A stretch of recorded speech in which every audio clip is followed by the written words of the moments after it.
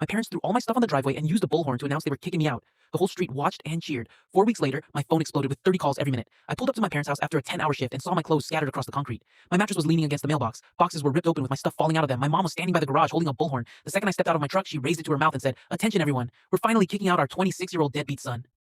Neighbors came out of their houses. People stopped walking. My dad was crouched next to my suitcases with a can of red spray paint writing the word pathetic across every one of them. My younger brother Dylan was hammering cardboard signs into the lawn that said things like, "Free junk from a worthless leech and dead weight finally removed." I just stood there. My mom kept going on the bullhorn. "He owes us $15,000. Hasn't contributed anything in 3 years. Just sits in his room playing video games while we pay for everything." That was a lie. I've been giving them $700 a month since I was 23. I had receipts for every single payment because my dad once accused me of missing a month, and I learned fast to keep records, but nobody on that street knew that. They just heard the bullhorn. My dad picked up my gaming console from one of the boxes and held it over his head like a trophy. Useless toys for a useless man. Then he threw it against the concrete. It shattered. My brother laughed. The neighbor across the street, Mr. Stymies, yelled from his porch, "About time. That bum is finally gone." A few people clapped. My dad walked to the side of the house, climbed the porch roof, and grabbed my monitor that someone had carried up there. He held it over the edge, looked at me, and dropped it.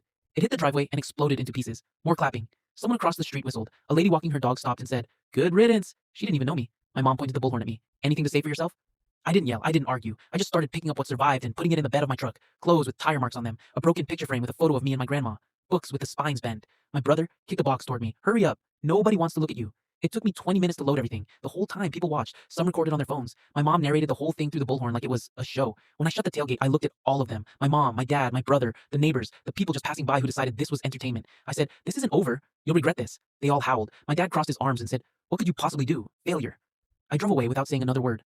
I went straight to my friend Tony's apartment. He let me sleep on his couch.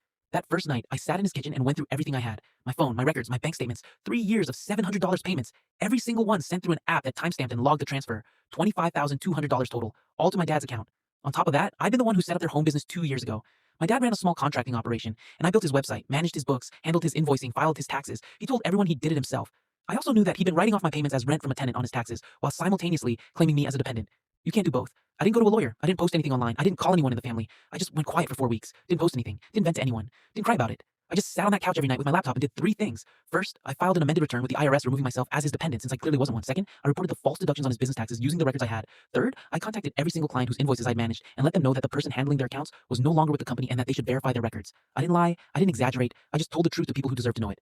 Week 4 is when the calls started. My dad called 11 times in 1 hour. My mom called 9. Dylan called 4. Then extended family started. Aunts, uncles, cousins, 30+ calls flooding in. I let every single one go to voicemail. The messages told the whole story. Dad's clients were pulling out after finding billing errors he'd been hiding. The IRS had flagged his returns for review. His business account got frozen pending an audit. 3 of his biggest contracts canceled the same week. Dad texted, "Fix this now." I texted back, "What could I possibly do? I'm just a failure." Nobody laughed that time.